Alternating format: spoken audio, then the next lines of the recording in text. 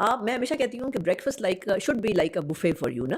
آپ روٹی بھی کھائیں, آپ انڈا بھی کھائیں, آپ بھجیا بھی کھائیں, آپ دال بھی کھائیں. جتنا زیادہ آپ لیں گے 100% وہ آپ کی انرجی میں کنورٹ ہوگا اور آپ کو امیونٹی آپ کی انہینس کرے گا, موٹا نہیں کرے گا کبھی بھی. یہ بھی یاد رکھیے گا, لوگ کہتے ہیں کہ جی بریکفاسٹ سے موٹے ہوتے ہیں نا, ہاں کبھی بھی نہیں. تو آپ لوگ یہ کہتے ہیں اسموتھیز بس لے لیں صبح اٹھ کے بس, یا پھر بریکفاسٹ سیریل, ہماری پوری جنریشن لگی ہوئی ہے بریکفاسٹ سیریل, اسموتھیز, اس میں بھی پروٹین شیکس, اس طرح کی چیزیں آ گئی ہیں. What do you have to say about that? دیکھیں بریکفاسٹ کا ایک موٹا سا رول ہے کہ composition of the breakfast should be of complex carbs.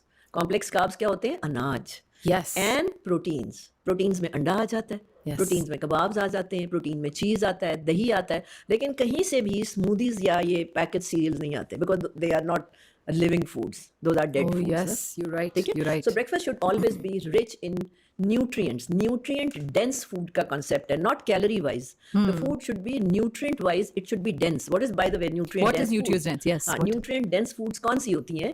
وہ خوراکیں جن میں vitamins اور minerals loaded ہوتے ہیں.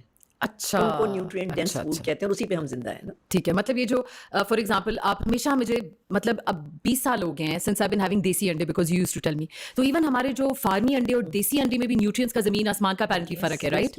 اینڈ ہول ویٹ بریڈ آپ ہمیشہ کہتی ہیں, اگر روٹی بھی تو چکی کے آٹے کی, ہول ویٹ روٹی بھی آپ لیں, تو یہ سب چیزیں میں نے آپ سے سیکھی ہیں. So why is it that for example eggs کا آپ جو کہتی ہیں, اور جو بریڈ, جو وائٹ بریڈ پوری ہماری عوام لگی ہوئی وائٹ بریڈ پہ, تو وہ ڈفرینس کیا ہے اس میں؟ دیکھیں وائٹ بریڈ جو ہے اس کو ریفائنڈ آٹا ہے نا, جب آپ ریفائن کرتے ہو آٹے کو تو آٹے کی بران نکلتا ہے, اور بران جس کو ہم چوکر سمجھتے ہیں, actually bran has 7 layers of nutrients. 7 layers of nutrients. ٹھیک ہے, so when you refine the wheat آٹا and you convert it into maida, تو وہ 7 layers تو نکل گئی. اب یہ جو میدا ہے اس میں کوئی وائٹامنس اور منرلز نہیں ہے.